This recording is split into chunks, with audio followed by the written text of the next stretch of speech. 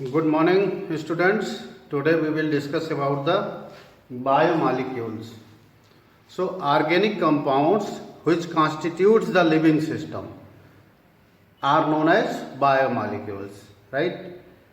Basically, carbohydrates, proteins, amino acids, nucleic acids, vitamins are collectively known as biomolecules.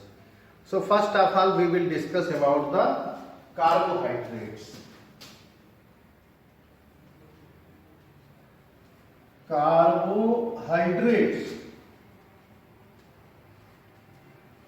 as its name suggests, hydrates of carbon.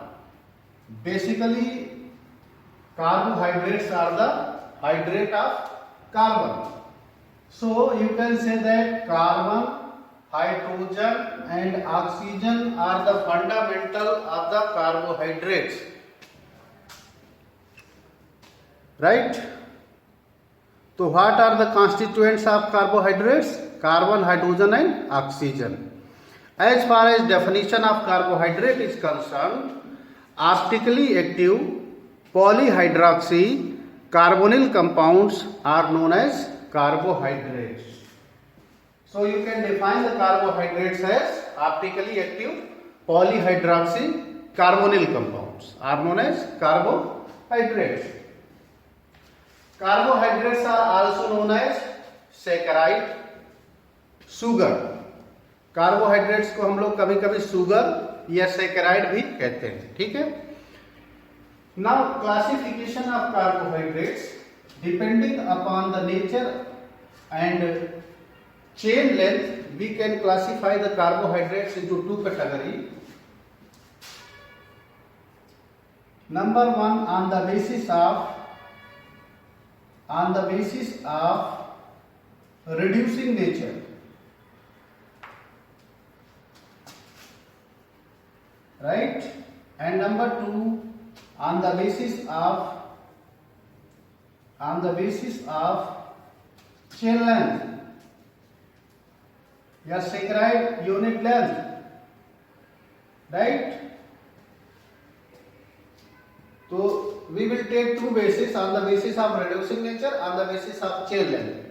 First of all we will focus on the basis of reducing nature. Number one, on the basis of reducing nature, carbohydrates are two types. Number one, reducing sugar and non-reducing sugar, right? Reducing sugar and non-reducing sugar. So reducing sugars are those which gives red precipitate with Fehling solution. Carbohydrates which gives red precipitate with Fehling solution are known as reducing sugar, while carbohydrates which does not give red precipitate with Fehling solution are known as non-reducing sugar. Now take the second basis, on the basis of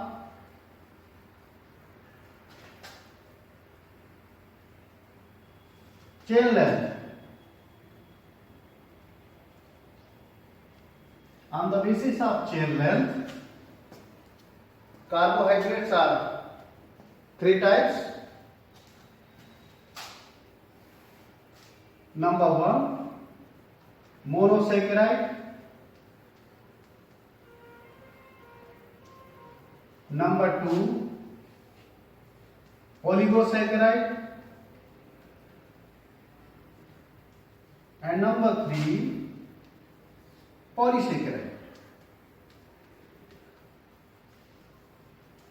right? Monosaccharides are those which contains one saccharide units. किसी carbohydrate में अगर एक saccharide unit है तो that is known as monosaccharide, right? And monosaccharide are two types. Number one, aldose sugar. Number two, ketose sugar, right? हम लोगों ने कई बार देखा हुआ है जब सुक्रोज का हम लोग इन्वर्जन करते हैं C12H22O11 प्लस H2O, जब इसको हम लोग इन्वर्जन करते हैं तो हमको मिलता है C6H12O6 plus C6H12O6, right. C12H22O11 एक शुगर है, जब हम इसका हाइड्रोलिसिस करते हैं, इन्वर्जन करते हैं, तो आपको मिलता है C6H12O6, this is glucose, and C6H12O6, this is fructose. ठीक है, तो हमारी समझ में ये नहीं आता कि इसका भी फार्मूला है C6H12O6 और फ्रुक्टोज का भी फार्मूला है C6H12O6, तो दोनों में डिफरेंस क्या है? दोनों में डिफरेंस ये है कि ग्लूकोज जो है एल्डोज शुगर है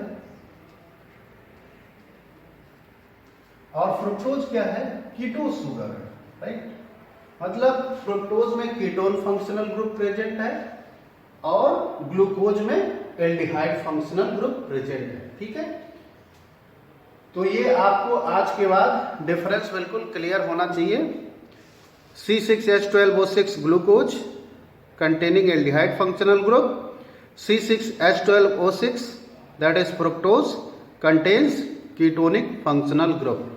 इसलिए हम लोग मोनोसेकेराइड को दो भागों में डिवाइड कर रहे हैं, aldose sugar and ketose sugar. Aldose sugar को हम लोग फर्दर क्लासिफाई कर सकते हैं on the basis of carbon, aldotriose, aldotetrose, aldopentose and aldohexose. You can write here aldohectose also, right? But हम लोग केवल एल्डोहेक्सोज तक ही फोकस करेंगे। ऐसे ही कीटोज शुगर भी चार प्रकार में डिवाइड करेंगे, ketotriose, ketotetrose, ketopentose and ketohexose. Depending upon the number of carbon हमने इसको क्लासिफाई किया। अगर 3 कार्बन का एल्डोज शुगर है तो दैट इज कीटोट्राइओस। 4 कार्बन का अगर एल्डोज शुगर है तो एल्डोट्राइटेट्रोज। 5 कार्बन का है तो एल्डोपेंटोज। 6 कार्बन का अगर एल्डोज शुगर है तो कीटोहेक्सोज। लाइकवाइज अगर 3 कार्बन का कीटोनिक कार्बोहाइड्रेट है तो उसको कीटोट्राइओस। 4 कार्बन है तो कीटोटेट्रोज और 5 कार्बन का कोई कीटो शुगर है तो उसको कीटोपेंटोज और 6 कार्बन का अगर कोई